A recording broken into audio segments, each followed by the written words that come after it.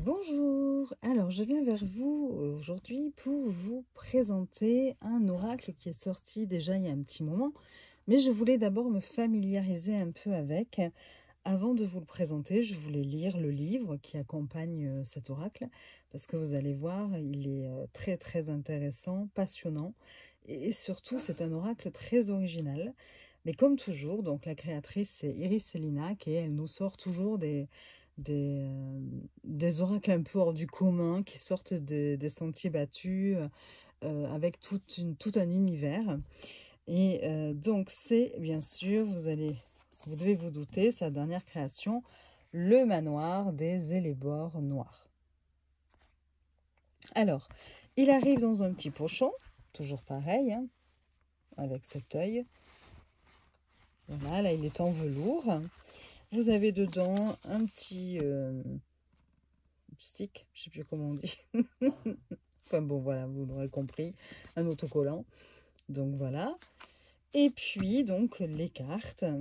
Vous avez avec un plan que je vous montrerai à la fin. Mais comme j'ai pas trop d'espace, je vous le montrerai par morceaux. Bon, après, Iris a déjà fait une présentation de son oracle et je crois qu'il y a déjà eu quelques vidéos. J'ai mis un peu de temps avant de tourner cette vidéo. J'avais pris avec le coffret du manoir des Élébores noirs. Donc, c'est un coffret mystère. Quand on le prend, on ne sait pas ce qu'il y a dedans. Donc, c'est la surprise quand on le reçoit. Donc, je ne vais pas vous montrer ce qu'il y a dedans parce que Iris en vend encore. Et ce serait dommage voilà, de vous gâcher la surprise. Donc, il y a des petits objets voilà, qui vous permettent de réaliser un tirage avec cet oracle dans une ambiance dans une ambiance spéciale adaptée à l'univers de cet oracle. Donc vous allez avoir voilà, des petites choses pour vous aider, vous accompagner et vous plonger dans ce manoir des Élébores noirs. Voilà. Donc on va regarder d'abord le bouquin. Donc voilà, je vous montre devant, derrière. Les Élébores noirs, c'est une fleur. Vous avez d'ailleurs une carte qui porte ce nom-là. Bon, on verra après. Je vais essayer de pas... Pour ça, c'est moi qui l'ai rajouté pour mettre des petites notes, prendre des petites notes. Alors, vous avez hop, une petite citation. Je ne vais pas tout vous lire, ça serait dommage de tout vous spolier. Mais franchement, c'est tellement agréable de découvrir. Alors, je vais quand même vous lire, voilà, l'introduction, vous montrer un petit peu, voilà, comment ça commence. Pourquoi on a ce livret avec l'oracle. Alors, chère lectrice et chers lecteurs, laissez-moi vous raconter ma rencontre avec le manoir hanté. C'est une histoire macabre qui débute avec un enterrement auquel j'étais conviée. On mettait en bière une tante éloignée que je ne connus guère, mais de qui on m'avait conté les nombreuses aventures. C'était une femme hors du commun qui consacra sa vie à voyager, en France ou à l'étranger, à la recherche de contes et de légendes qu'elle relatait alors dans ses livres sous forme de recueils compilés. Elle disait que c'était sur le terreau de ces histoires collectives que grandissait l'humanité et que les laisser disparaître couperait les racines de notre mémoire. Feu ma tante avait cet esprit philanthropique et prenait à cœur sa mission, un peu grandiose certes, mais qui était riche en découvertes et permettait, une histoire après l'autre, de mieux comprendre notre nature profonde. Malheureusement, les temps ayant changé, ces livres ne furent plus édités. Les histoires tombèrent dans l'oubli et à présent disparaissent pour toujours, enterrées avec leurs dévoués scribes. Enfin, presque toujours. Car je m'apprête à vous conter l'une d'elles, une de celles jalousement gardées et qui d'ailleurs ne fut jamais publiée. Ce récit étrange, je l'ai trouvé dans un de ses carnets, caché au fond d'une malle de son grenier sous des piles de croquis crayonnés. Ce petit carnet en cuir usé contenait des notes et des aquarelles avec en première page une adresse, le domaine des Élébores noirs. Entre les pages noircies à l'encre de Chine, il y avait çà et là des illustrations, des photographies et d'étranges notes, de façon chaotique. Je compris aussitôt qu'il s'agissait de l'histoire du domaine et de ses occupants. Par ailleurs, le tas de croquis n'était autre que des tentatives infructueuses d'établir les plans de la demeure, parce qu'elle nous explique que, en fonction du moment où elle essayait de faire ce plan, les pièces de ce manoir changeaient de place, bougeaient. Donc, voilà, donc on retrouve effectivement le contenu de ce journal dans ce livre. Et donc on le voit, hop, journal de bord de la tante. Et on commence avec le 5 novembre. On voit que l'écriture ici a changé. Et là, on peut découvrir voilà, comment sa tante est arrivée au manoir. C'est très, très intéressant. Et on est rapidement plongé dans l'ambiance, hein, vous voyez, dans le mystère de tout cela. Vous avez à chaque fois, de ci, de là, des photographies, des archives qui sont ici... comment mince, enfin reprises dans le bouquin, voilà. Vous voyez. Et donc, en fait, elle va nous raconter l'histoire de cette famille, des occupants de ce manoir, avec tout l'arbre généalogique que vous avez ici, et qui commence avec Charles de Puyvarge de Corbel, qui a épousé Clotilde de Saint-Maur-Cardon. Et vous avez après les enfants, les petits-enfants et les arrière-petits-enfants. On vous dit que le manoir a été construit en 1820 par le grand-père de la comtesse, donc le comte Charles de Puyvarge de Corbel. Donc c'est pour ça qu'on commence par lui. Puyvarge, je crois, je ne sais pas trop comment on le dit. Et hop, après on vous raconte un petit peu la biographie, l'histoire de ce Charles. Vous allez après avoir celle de sa femme. Et à chaque fois, vous avez des illustrations, des photographies... Et puis après, on passe aux enfants. Pour chaque enfant, vous avez quelques lignes avec des photos régulièrement. Voilà. C'est super joli. Bon, je vous passe tout ça, mais c'est assez long, hein, vous voyez. Je peux même vous... oui, je vais vous, par exemple, vous lire la petite biographie sur les triplés, puisque ce Charles a eu des arrière-petites-filles. Dans ses arrière-petits-enfants, il y avait 3 triplés. Donc, Colette, Colline et Cornalie. Vous avez ici la photographie. Et donc, on vous dit, les sœurs triplées naquirent au lendemain de Noël, tel un cadeau empoisonné. Dès le landau, ces 3 petites pestes causèrent des tourments à leur nourrice, que la famille dut changer souvent, puisqu'elles fuyaient toutes l'une... Puisqu'elles fuyaient toutes. Oui, excusez-moi, j'avais même pas vu le point. Il est tout petit. L'une d'elles conseilla même de faire venir le prêtre pour un exorcisme, persuadés que le démon résidait sous leurs jolies têtes blondes. Malgré cela, leur mère les adorait, et leur père riait aux éclats de leur facétie, aussi malignes soient-elles. Il était impossible de les distinguer, si ce n'est par leur penchant particulier. Donc Colette aimait jouer des tours aux invités. Colline préférait torturer les domestiques, et Cornalie adorait causer des frayeurs à sa famille. Sans cela, il était impossible de les dissocier. Mais les petites triplées ne restèrent guère longtemps en vie et s'éteignirent toutes 3 un soir d'été. Elles furent emportées par une maladie foudroyante dont on ne connut jamais la cause. Leur décès laissa un grand vide au manoir qui retrouva alors un étrange et inhabituel calme. Vous voyez, vous avez des petites histoires comme ça, c'est toujours des histoires très étranges. Bon, voilà. Et ensuite, on passe à l'interprétation des cartes. Donc là, la première carte, le manoir.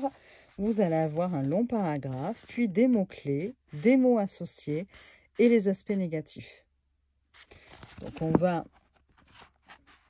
essayer d'en lire un ou deux. Alors, à l'intérieur, pareil, du bouquin, je suis désolée, je m'éparpille, hein, j'essaie de ne rien oublier, il y a tellement de choses à dire sur ce bouquin. Alors, vous allez avoir l'interprétation, et puis pour certaines cartes, vous allez même après avoir des archives, là encore. Vous voyez, par exemple, pour la carte, bon, on va lire la carte de la bibliothèque, par exemple. Alors, la bibliothèque. Avec ses nombreuses étagères en quinconce, on se croirait dans un labyrinthe digne du Minotaure.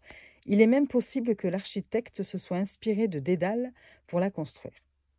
Cette bibliothèque regorge d'ouvrages, depuis les romans mièvres aux grandes œuvres qui ont marqué l'histoire, tout y est. On pourrait déambuler une éternité sans même en avoir aperçu une infime partie. D'autant qu'elle contient, derrière une de ces étagères, un passage secret. Il s'ouvre en tirant sur un livre, faisant grincer le meuble pour découvrir alors un escalier menant sur une pièce privée. Là-haut sommeillent des livres interdits, tels que de véritables grimoires de magie noire, ou les recueils du marquis de Sade, et bien d'autres encore plus rares et recherchés les uns que les autres. On ne sera pas étonné d'y trouver des papyrus d'Alexandrie, ayant survécu à l'incendie, à côté du Necronomicon et des clés de Salomon. Voilà, donc ensuite vous allez avoir des mots-clés, savoir, connaissance, culture, les mots associés, livre, écrire, écrivain, auteur, érudition, apprentissage, formation, acquis, intellect, intelligence, cérébrale, raison, philosophie, esprit. Les aspects négatifs, cogitation, complication, complexifier, s'emmêler, surcharge mentale, fatigue mentale, burn-out. Et donc là, par exemple, pour cette carte, vous allez retrouver des petits récits donc par rapport au manoir, des archives. Il y a vraiment de très beaux livres dans la bibliothèque, avec des reliures en cuir et des dorures. Certains ouvrages ont même la tranche peinte de petits tableaux délicats illustrant son contenu. Et là, on vous montre un livre, Les Contes de Perrault. Note de Marie-Louise dans un livre de Perrault. Les êtres sont les contes qu'ils se racontent. Certains sont grossiers avec une morale sombre, d'autres sont délicats comme de la soie, qu'une fin tragique déchire. Certains sont hautains depuis leur haute tour que rien n'atteint, et d'autres morcelés, tel un puzzle aux pièces éparpillées le long des années. Et donc Marie-Louise, là encore, note de Marie-Louise retrouvée dans le livre d'Hésiode, Les Travaux et les Jours à la bibliothèque. Mais parce que Marie-Louise, si on regarde ici, c'est la femme d'Arthur, le fils aîné de Charles et Clotilde. Et Marie-Louise,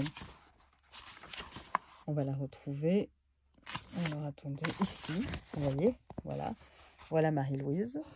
Donc c'est elle qui laisse des notes. Et c'était une éternelle romantique, on vous dit.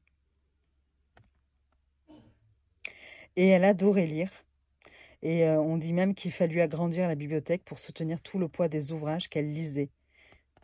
Il y avait un passage secret et elle disparaissait souvent dans cette petite pièce des jours entiers. Voilà. Ensuite, donc voilà, vous avez ça de temps à autre, voilà. Des petites archives comme ça, au milieu d'interprétations de cartes. Vous voyez par exemple la salle de jeu, ici. Mais de nouveau, vous allez avoir des petites archives ici.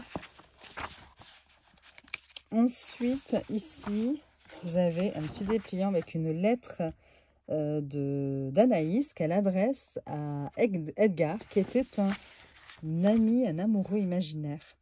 Donc ça, c'est pareil, c'est expliqué dans la biographie d'Anaïs. Dans les quelques lignes sur Anaïs, on va vous dire que... alors, attendez, je la retrouve. Donc c'est Louis, Marie-Louise, Marie-Clotilde.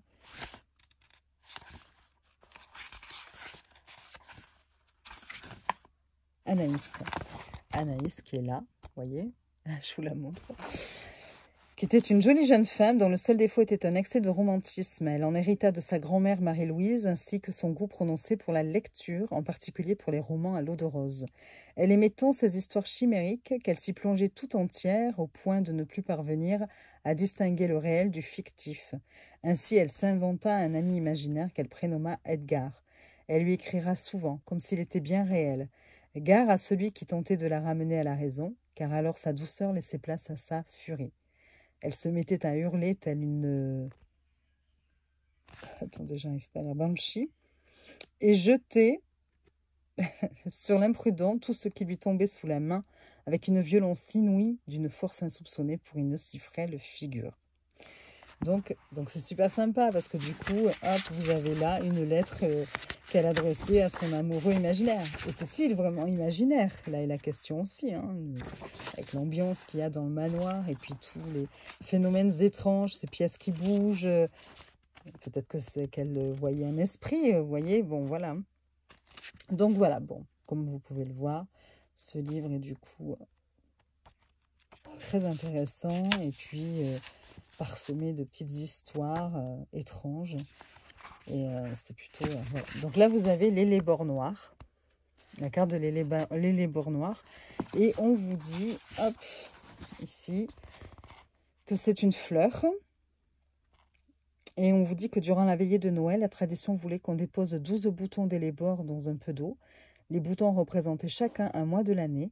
Si l'un d'eux s'ouvrait, alors cela signifiait qu'il ferait beau temps durant le mois associé, et mauvais temps si le bouton restait fermé. On vous dit aussi que ces graines noires ont la réputation de soigner la folie. D'ailleurs, élébore signifie plante utilisée contre la démence. C'est une fleur magique, on l'a plantée au seuil des maisons pour conjurer le mauvais sort, comme pour éloigner les sorcières et la folie. Dans la mythologie grecque, l'élébore était associé à Chronos, le dieu du temps. Oui, Chronos, oui. Souvent, notre bonheur, malgré nous, s'évapore et nous aurions besoin tous d'un grain d'élébore. Et donc, c'est une citation de Régnard. Voilà. Enfin bon, voilà. Comme je vous dis, ce livre est super intéressant. Ensuite, voilà, hop. Donc, il y a 50 cartes. Hein. Petite phrase, ça me paraît comme une petite poésie. Hein. Et puis, vous allez avoir le carnet noir du manoir. Et c'est l'approche symbolique du manoir hanté. Là, on a une approche, comment vous dire, un peu, on aborde tout ce qui est psychique. Donc, tout ce qui appartient à la psyché. Donc, chaque personnage, objet ou pièce du manoir représente un archétype de la psyché. Et donc, on vous explique pour chaque meuble, personnage, objet, ce que ça peut représenter au niveau de la psyché. Par exemple, allez, on va prendre un petit exemple. Qu'est-ce qu'on pourrait dire ?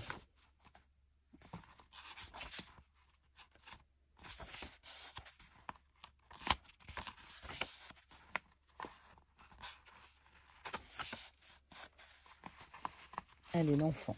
L'enfant incarne la responsabilité et l'implication, que ce soit envers nous et notre enfant intérieur, ou envers les autres, particulièrement envers ceux qui sont vulnérables. Donner de l'attention est nécessaire afin d'éviter que ces liens dépérissent. L'enfant meurt seul dans sa chambre.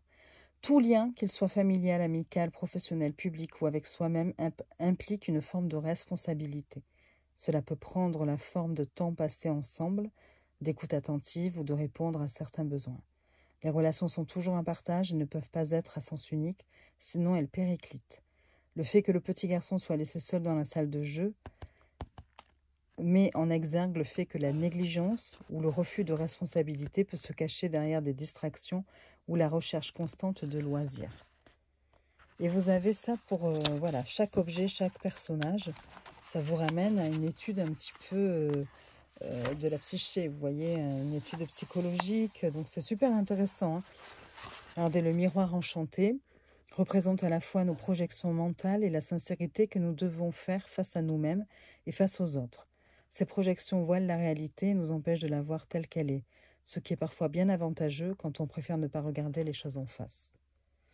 C'est très très intéressant parce qu'on peut l'utiliser à des fins pas forcément divinatoires quand même, vous voyez. Oui, on peut poser des questions pour essayer de comprendre certaines choses, pour avoir des réponses à certaines interrogations, mais on peut aussi faire du développement personnel, une étude un peu de nous-mêmes, hein, vous voyez, plonger un petit peu dans tout ce qui peut nous faire partie de l'inconscience, ou voilà, et un peu remettre en surface des choses qui sont enfouies en nous et dont on n'a pas toujours justement conscience. Donc voilà, donc vous avez ça, tout ça, hop, hop.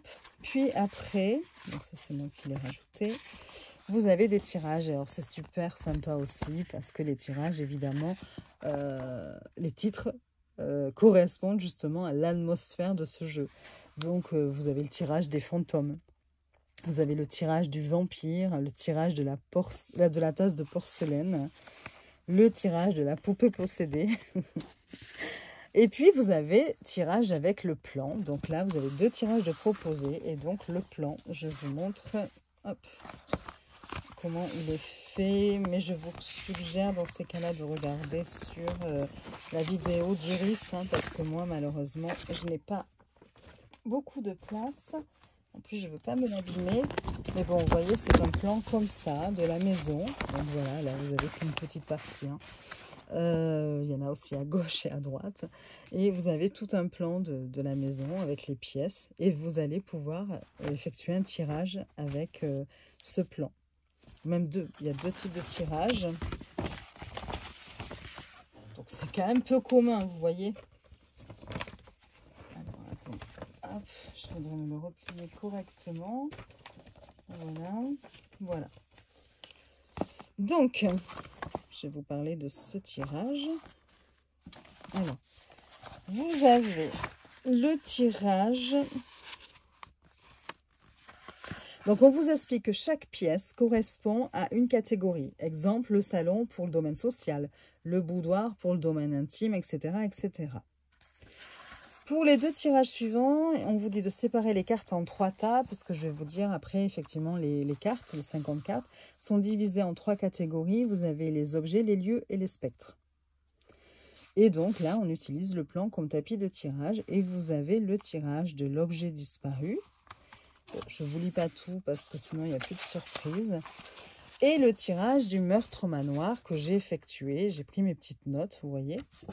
Alors, et franchement, enfin, juste à titre personnel, je vous avoue que quand j'ai reçu le jeu, que j'ai commencé à lire le bouquin, je suis restée un petit peu dubitative au départ, avant de le tester, en me disant, ok, c'est passionnant, c'est super intéressant, mais de là à pouvoir l'utiliser à des fins ou divinatoires ou guidance, je me suis dit, à tort, ça va être trop abstrait et finalement on va pas obtenir grand-chose en termes de réponse, ça va être un peu compliqué. Voilà, j'étais un petit peu dubitative, même si je trouvais le concept super intéressant, mais faut-il encore pouvoir après l'utiliser? Il y a parfois des jeux très beaux, même parfois complexes et tout, il y a eu de la recherche, du travail, et en fait vous vous rendez compte qu'après en voulant vraiment les utiliser, ben ça répond pas ou c'est pas assez, c'est peut-être trop abstrait, trop compliqué ou pas assez précis. Bon, voilà, vous voyez. Et donc, je me suis un petit peu dit ça sur le moment en me disant, ouais, bon, ok, c'est bien, c'est beau, mais bon, en tant qu'oracle, bon, pas sûr. Et en fait, j'ai fait ce tirage, donc le tirage du meurtre au manoir, et j'ai été bluffée. Mais vraiment, vraiment. Parce que je vous assure qu'en plus, voilà, je partais un petit peu avec des a priori, hein, et j'ai été bluffée par les réponses apportées. J'adore, voilà, j'adore, je l'ai trouvé vachement pertinent, et ça amène à beaucoup de réflexion aussi, et ouais, je le conseille à tout le monde, quoi. Donc, tirage du meurtre au manoir. Donc, si vous voulez, un petit peu, ben voilà, j'ai noté un petit peu ce que j'ai eu comme carte. Mais je vous montrerai à la fin. Donc, le tirage du meurtre au manoir, ça permet de savoir... oui, non, je le présenterai en mettant mes cartes de tirage. Ce sera peut-être plus concret, vous voyez, vous aurez plus l'image, un exemple sous les yeux. Vous avez ensuite le tirage du jardin. C'est-à-dire qu'il va être associé à un autre oracle que Iris a fait, Iris Célinac, et qui est toujours en vente, je crois. C'est l'oracle du jardin secret. Donc, qui est arrivé dans un pochon comme ceci. Voilà, l'oracle du jardin étrange, je vous dis secret, vous voyez, ça y est, on est dans le secret, dans le mystère. Donc voilà, avec le certificat d'authenticité. Et vous aviez même une carte et les bords. Donc vous voyez, c'est marrant. Et donc, qui est comme ceci. C'est un très très bel oracle aussi, hein. Tout est dessiné à la main, hein, par Iris, hein. Voilà, c'est une artiste. Et il est très très beau, mais pareil, il y a eu pas mal de présentations de ce jeu. Voilà, je vous montre rapidement parce que sinon, on n'a pas fini, hein. Je vous ai même pas encore montré les cartes et ça fait déjà 25 minutes pour vous dire. Donc voilà, donc vous pouvez faire un combo de l'oracle du manoir avec les cartes du jardin étrange. Voilà. Et vous avez aussi un tirage proposé, un tirage spirit au manoir. Et donc là, c'est avec son oracle spirit. Alors, je ne l'ai pas sorti. Je l'ai aussi, hein. mais je ne l'ai pas sorti. Ouais, vous voyez, ça m'est sorti de la tête, pour le coup. Donc voilà, mais vous savez que voilà, vous pouvez faire des combos avec différents jeux d'iris, ce qui va venir compléter votre tirage, lui apporter peut-être une autre atmosphère, des précisions, voilà. Et elle nous précise aussi que pour nous accompagner lors de nos tirages, elle a créé une playlist musicale sur sa chaîne YouTube. Et cette playlist se nomme Oracle du Manoir Hanté. Et là, vous avez plein de morceaux de musique qui vont avec l'ambiance de cet oracle. Vous avez ensuite les liens de Iris, hein, Etsy, Instagram, YouTube, son site internet. Et à la fin, mais là, bon, voilà, je ne vous montre pas. C'est un peu le pourquoi du comment. Le pourquoi du comment, pourquoi sa tante s'est intéressée à ce domaine. Pourquoi elle a eu cet appel un petit peu là, cette attirance vis-à-vis de... Et là, vous avez l'énigme en fait, enfin le résultat de l'énigme, quelque part. Voilà. Donc, vous avez avec une petite carte comme ceci, puis une lettre qui explique le tout. Voilà. Mais je vous laisse la surprise si jamais vous voulez acheter ce jeu. Ça, on verra après. Voilà. Allez, on va passer quand même aux cartes parce que sinon... on n'est pas couché. Donc, vous allez avoir la carte d'authenticité, le certificat d'authenticité. Donc, j'ai eu l'exemplaire 43 sur 100. Voilà. Vous avez le dos qui est comme ceci, qui est magnifique. Vous voyez déjà la découpe des cartes qui est très originale. Hein. Donc, voilà, j'adore. Hein. Les tranches sont neutres, mais pas les coins. Vous voyez? Regardez, on voit une différence de couleur. C'est marrant. Hein, et vous avez la même chose là. Voilà. Donc, j'ai rien entendu à ce propos de la part d'Iris. J'ai peut-être loupé, hein, d'ailleurs, l'information. Peut-être que c'est fait exprès ou je ne sais pas. Mais donc, oui, mais je pense d'ailleurs. Hein, mais c'est très sympa. Voilà, c'est original là encore. Alors, on y va. Donc, on a dit 3 catégories. Les lieux, les objets et les spectres. Donc là, on commence par les lieux avec le manoir. À chaque fois, vous avez des mots-clés en dessous. Le vestibule, le couloir infini, le salon, la bibliothèque. Elles sont mais magnifiques. Regardez-moi ces cartes. Là, les illustrations, mais alors, je les adore.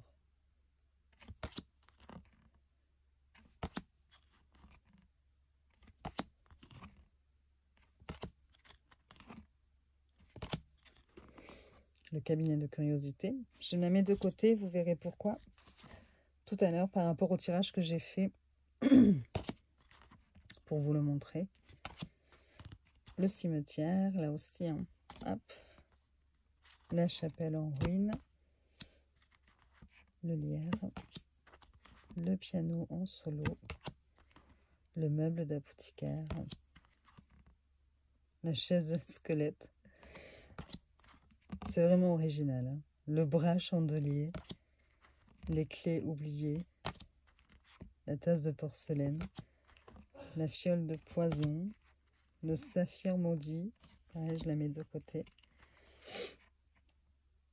La dague ensanglantée. Donc là, tout ça, c'est des objets. Hein. Vous l'aurez compris. Hein. Le carnet, le phonographe. C'est rigolo, on retrouve des... Il y a des petits clins d'œil à ces anciens jeux, comme le jeu des contes et des légendes que j'ai déjà présenté sur ma chaîne aussi et qui est superbe. Le crâne, la photographie, le tableau habité, l'automate ensorcelé, la poupée possédée, les souliers, les bords noirs, hein, le miroir enchanté. Et là, on passe au spectre, donc la comtesse, le comte, le joueur de cartes, la jeune mariée, les triplés, que je me mets de côté aussi pour mon tirage, l'enfant, les domestiques, le vampire que je mets de côté, les deux frères. Regardez. Ça fait tellement réaliste, je trouve, en plus. Les spectres errants, le poltergeist et l'ombre. Ça fait peur presque. Hein. Donc voilà, enfin franchement, elles glissent super bien. Elles ont quand même un format, je pense, oui, elles sont plus grandes que des cartes de tarot. Hein, et légèrement plus larges. Et donc franchement, voilà. Les couleurs sont douces. Et puis ce jeu, il est imprégné de mystère. Ouais. Donc voilà. Et donc, concernant le tirage, pour le manoir, je vais disposer juste les cartes. Je vous dirai après ce que ça représente. Je ne sais pas si on va pouvoir toutes les voir. C'est pas dans cet ordre-là. Hop. Voilà, le cabinet de curiosité, le saphir maudit. Et comme ça, je vais vous donner un petit peu les positions, vous dire, voilà. Donc, c'était le tirage Cluedo. Et on devait demander dans un premier temps qui a été assassiné. Donc là, on doit piocher une carte dans la catégorie spectre. Et j'ai eu les triplés. Voilà, donc j'ai eu les triplés qui représentent complicité, alliance. Donc une union, ça peut concerner un groupe social, vous voyez, bon, voilà, tout ça. Ok, je me suis dit, d'accord, donc c'est ça qui est mort, enfin qui a été touché. Ensuite, donc il faut savoir que j'avais demandé en quelque sorte ce qu'on pouvait me dire sur ce qui se passait actuellement en France. Vous voyez, hein, enfin voilà, vous allez voir pourquoi. J'ai demandé ensuite dans quelle pièce. On m'a dit le cabinet de curiosité. Et donc là, j'ai utilisé, non pas tout de suite d'ailleurs, donc le cabinet de curiosité, c'est la différence, la diversité. Donc, le groupe social qui a été tué dans cet univers, enfin dans cette atmosphère de différence, diversité, est-ce qu'il y a, voilà, par rapport peut-être à un problème justement de différence, voilà, on n'accepte pas les différences ou des choses comme ça, ou bon, voilà. Ensuite, j'ai demandé avec quel objet. J'ai eu le saphir maudit. Et on me parle de quoi? Les valeurs, les croyances. Des valeurs, des croyances limitantes peut-être, absence de valeurs, trop peut-être des valeurs anciennes, peut-être des valeurs familiales, vous voyez, des valeurs sociales. Donc voilà. Ensuite, j'ai fait le jeu donc avec la carte qu'on a, le plan. Et donc après, il fallait disposer il fallait prendre juste les cartes des lieux, les mélanger, les disposer au hasard sur toutes les pièces.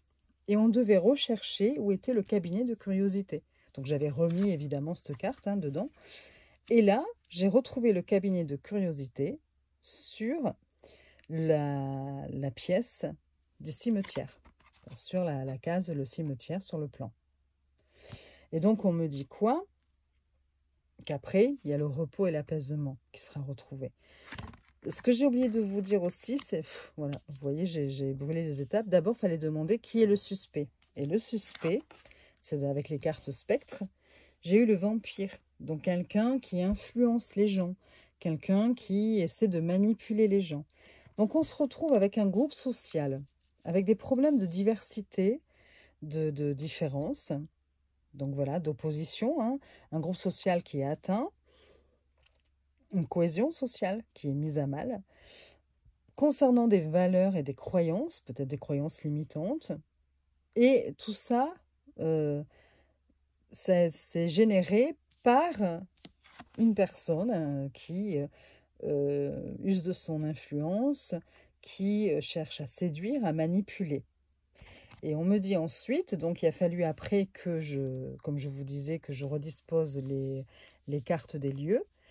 Et on me dit que ce cabinet de curiosité se retrouve ensuite dans la case du cimetière, avec le repos et l'apaisement. Donc, est-ce que c'est la fin de toute cette... enfin, oh, j'en ai marre de bafouiller. Est-ce que cela veut dire qu'on va revenir à une période plus calme après tout ce qui se passe actuellement en France? Bon, certainement, je l'espère aussi, hein. Mais bon, voilà, j'ai trouvé quand même que c'était, je ne sais pas ce que vous en pensez, mais j'ai trouvé quand même que c'était bluffant. Voilà, le tirage, pour le coup, et j'en ai fait un autre, bon, voilà, que je n'ai pas ici préparé pour vous, hein, il était plus personnel, à 3 cartes, parce que Iris propose des vidéos en plus, hein, en montrant des exemples de tirage. Et donc, il y a le tirage à 3 cartes, et je l'ai fait aussi. Et pareil, j'ai vraiment été très, très étonnée de la pertinence des réponses, voilà, et de la justesse. J'ai trouvé, voilà, quand on se connaît, on voit à peu près quand même si ça tombe juste ou pas. Au niveau de...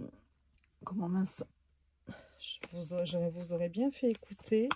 J'espère que j'ai rien oublié là pour le moment de ce que je devais vous dire. Après, bon, voilà, il y a eu d'autres vidéos, donc si jamais ça vous intéresse, vous pouvez aussi voir d'autres vidéos de présentation. On se complète toujours, hein. Chacun va peut-être mettre plus de temps sur une chose de l'oracle et puis d'autres sur autre chose. Donc voilà. Ce que je voulais voilà, vous dire juste par rapport à cette chaîne. Bon, je peux pas parce que mon téléphone est en train de télécharger. Enfin voilà, parce que je voulais vous mettre au départ, je me suis dit, bah, tiens, je leur mettrai une musique. Je mettrai une petite musique justement de la playlist. Mais bon, avec YouTube, on a toujours un petit peu peur avec les droits d'auteur, tout ça, qu'après ils censurent notre vidéo. Et puis après, voilà, j'ai en plus, je vous avoue, avec ma mémoire de poisson rouge, j'ai oublié. Et là, j'aurais voulu vous faire écouter un morceau, mais bon, voilà. Mon téléphone est en train de télécharger mon autre téléphone. Donc, ce n'est pas grave. De toute façon, vous pouvez aller voir, hein.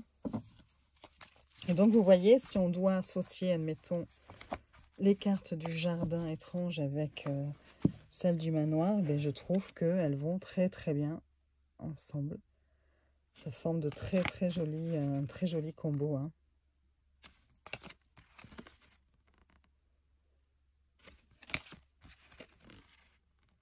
Regardez comme c'est joli.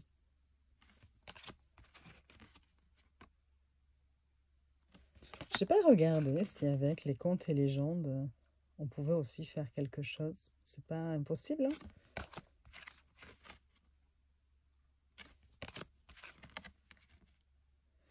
Bon, voilà. Je vais peut-être pas vous passer toutes les cartes, hein, mais vous voyez, c'est extrêmement... Enfin, c'est très, très joli, quoi. Je trouve, hein. Donc, voilà. Je vous souhaite une bonne journée. Je vous dis à très vite pour de nouvelles vidéos. Vous pouvez mettre un petit like si la vidéo vous a plu. Je suis désolée, c'était un petit peu... enfin, je me suis un petit peu éparpillée à droite, à gauche. Et vas-y, je passe par là et je repasse par ici. Voilà, et court le furet. Bon, je vous souhaite une belle journée. Je vous dis à très vite pour de nouvelles vidéos. Et puis, je vous fais des bisous.